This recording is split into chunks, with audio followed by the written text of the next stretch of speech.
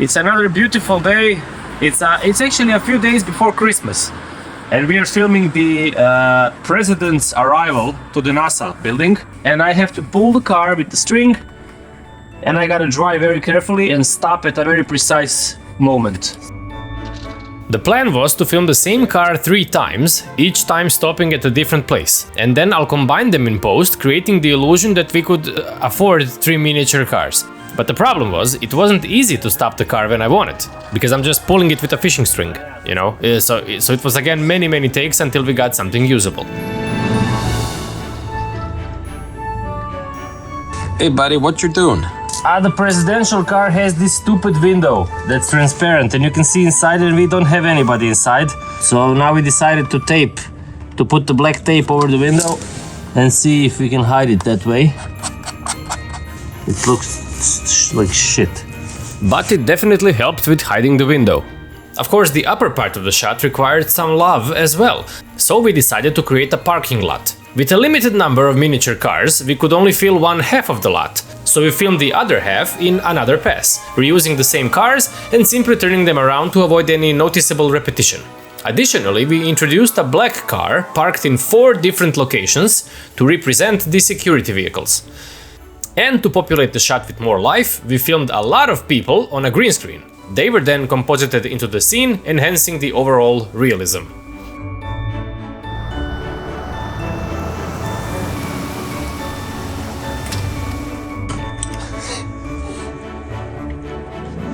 With holiday spirit running high, we decided to film a shot of our hero car parking at the NASA parking lot. As the back side of the car remained unseen by the camera, I simply pushed it into position with my hand. But we weren't really sure how to frame the shot, so we filmed 2 different versions, one in a wide angle and other in a narrow angle. And that sparked an intriguing philosophical dilemma between Dino and me. We shot only 1 shot so far. I say we shot 2 because we prolonged at least 30 minutes because of the second one. The fact is, I'm a pessimist. And he has a rather dark outcome on the world. Yes, and I think like if we film wider and narrower shot and we're just gonna use 1 in the editing, so far we filmed only 1 shot. I don't count them as 2. He counts them as 2. No. Because his glass is always half full. Mine is half empty. I like to have something in my glass. Yeah. It's a clash of the life philosophies, yeah. Yeah, one more thing. It's so cold that I really like the thing that we done 2 shots. It also helps. Well, despite our differing opinions, we set aside our differences and began tackling the next shot, where the car parks directly towards the camera. So, now we're gonna do a pretty interesting shot which requires a lot of teamwork. In this shot, the entire car was in frame, so the plan was for me to use a stick to push it into place, while Suki covered me with a green screen. Push the car slowly towards the camera. Movie magic at its finest. However, we immediately encountered a problem. Problem is when you're shooting with a model that's 1/18 scale, it's very light. And when a car parks, it usually has some weight. So it stops really nicely, but this car, it bounces off the floor. One of the reasons might be the filthy tires, so Luca now cleaned the whole tires and he cleaned the floor. Literally the smallest rock gets embedded into the tire and makes it jump so much. What happened to the stick? We gave up with the stick because we realized that if I push it to the ground, then it's more stable. So basically I'm just gonna put my fingers on the roof and just push it like that. And hopefully I'll be able to roto out my fingers. Okay, we're shooting. This technique worked much better, and the only thing I needed to do in post was to mask out my enormous fingers, as well as putting the palms in the back, buildings, and the sky. And here are both parking shots back to back.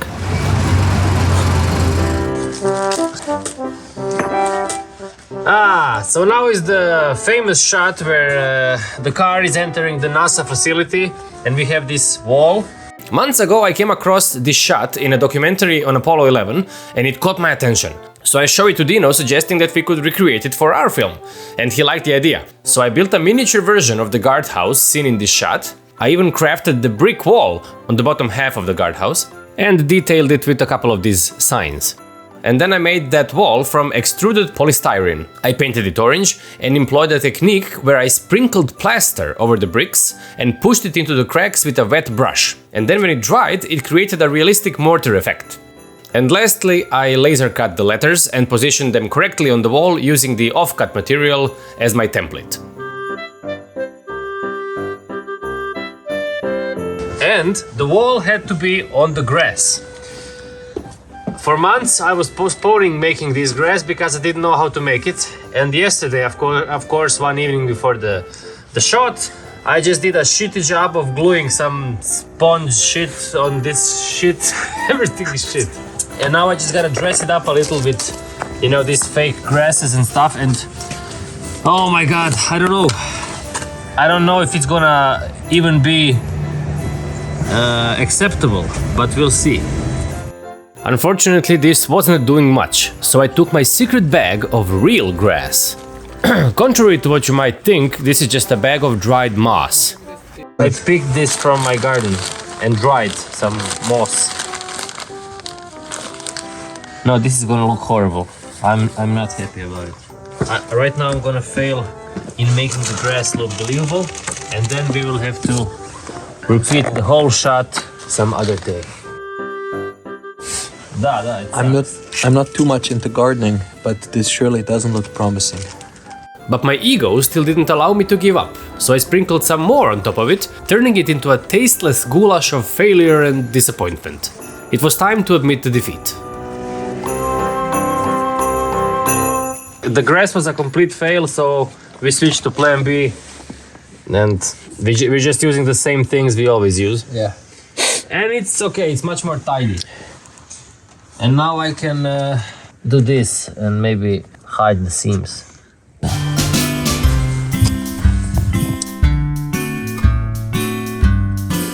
I have to tie the fishing string because I'm gonna pull the car with the fishing string.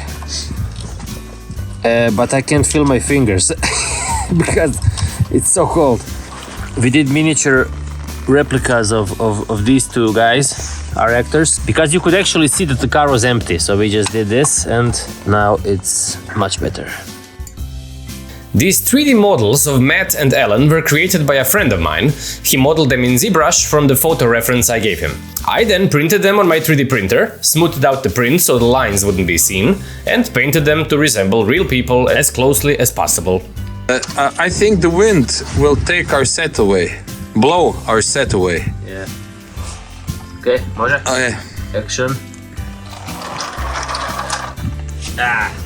And, as always, we repeated the process of pulling the car with a string 20-30 times, until we achieved a take that looked realistic in terms of speed and the car's movement and mass.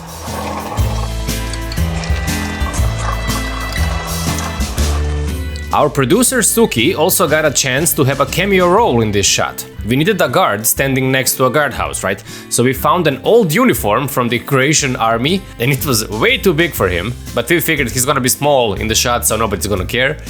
And then we filmed him on green screen reacting to the passing car. So here's the raw shot, the way camera filmed it. Here are the composited background elements, like the parking lot, and then the building, and the sky. And here is Suki as the guard. And this is the final shot. We also needed that same shot, but with the presidential limousine. What's the problem, boys? I 3D printed the people for the other car, but not for this one. So now this one is obviously empty.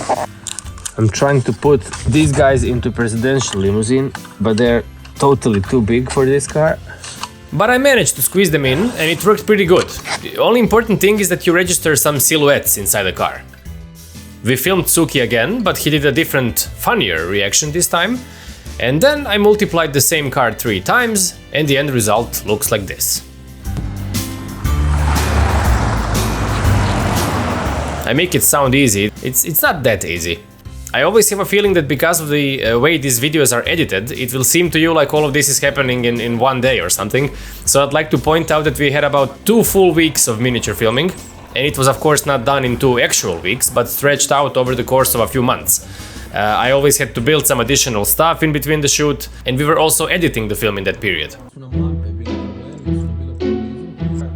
So Luca and Dino, full of holiday cheer, filmed in the cold without any fear. Playing with toys like children at play, unaware of the trouble that loomed that day. I think we just lost the camera. And we don't have another one, so we're poor. The connection's probably broken.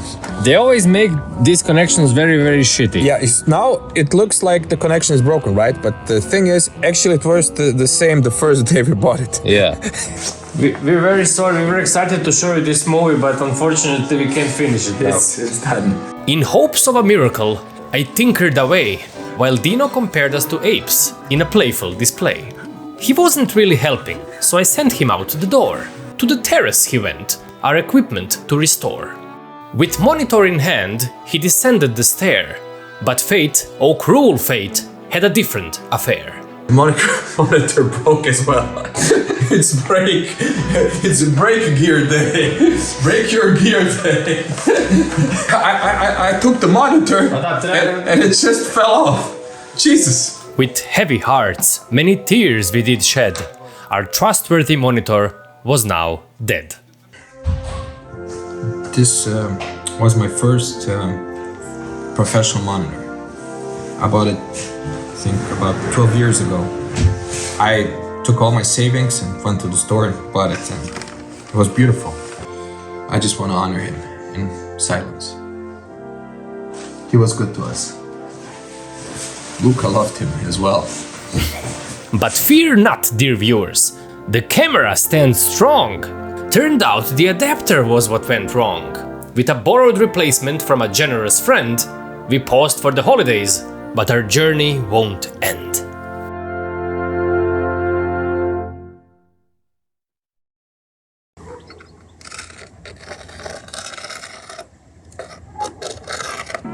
So, for some reason, we continued filming in February, I don't remember why, and pretty much all that was left was shots of the vehicles driving on a road with the NASA building in the background. This road had to look, well, like an actual road with the lines and everything. So this one I had to build. I used a piece of MDF and painted it gray with sand mixed in the paint, so it would have a texture, you know, of asphalt. It worked pretty good. And naturally I painted the lines on the road as well. Also, we needed grass on each side of the road. My ego was hurt because of the grass one time, so this time I decided to prepare, and I picked many different types of grass and leaves from my yard. I blended them into tiny pieces and I left them to dry. It looked like vegetarian hamburgers or something. Then I simply sifted the dry grass over some MDF sheets that were more or less painted green. And lastly, I fixated it by gently spraying wood glue diluted with water over it. It wasn't really perfect, but it's all I could do with our, at this point, non-existent budget. On the day of the filming, all I had to do was hide the seams with some dirt and we were ready to film. Hopefully this is the one. This is the one. Okay, action.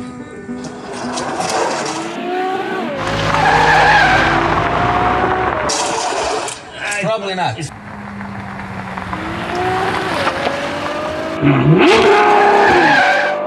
Luca has the preference to drive like Fast and Furious, so he bumps into the camera and drives on the back wheels.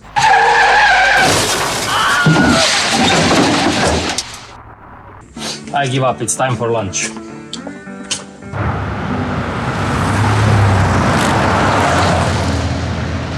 So we've been waiting the whole day for this perfect magic moment when the sun is low.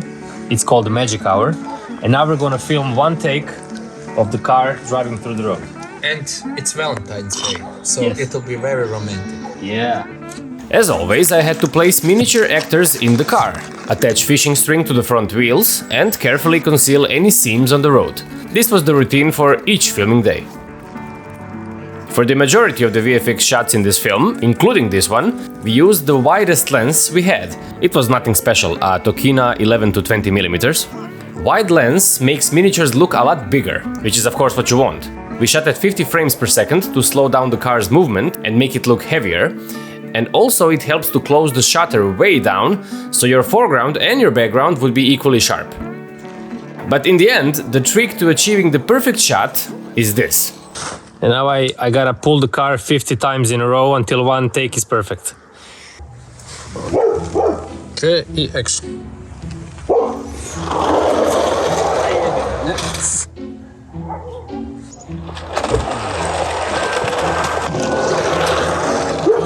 So we managed to capture a few acceptable shots. It's never gonna be perfect with a car that's 1/18 scale, it's just too small. So eagle-eyed viewers might notice that the car is slightly jumping in the shots. But we are actually embracing all these mistakes because it's a part of the charm of this wonderful technique. At least that's what I keep telling myself. Our last shot was of the car that stopped in the middle of the road. We filmed our actors on green screen many months ago just for this purpose. And now we orchestrated a nice symmetrical composition with a car backlit by the setting sun. Oh, the poetry. The first thing I had to do on the shot is roto out my yard. And then I extended the road on the left. The grass does look pretty good, if I may say so myself. Next came the task of extending the ground up to the horizon and of course placing the sky in the background. Although in the film this shot takes place on an overcast day, you can still see a real sun providing a nice rim light to the car. Alright, then it was time for details, such as placing a flock of birds in the sky. Of course, I also composited the actors into the shot.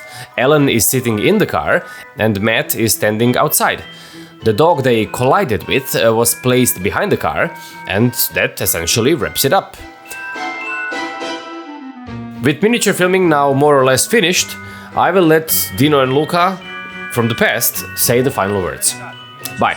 So we're feeling nostalgic, and it's nostalgic towards not shooting miniature. No, I'm okay with that. Yeah. I'm not nostalgic about miniatures anymore. Yeah. After 5 months of miniature work, I've had enough.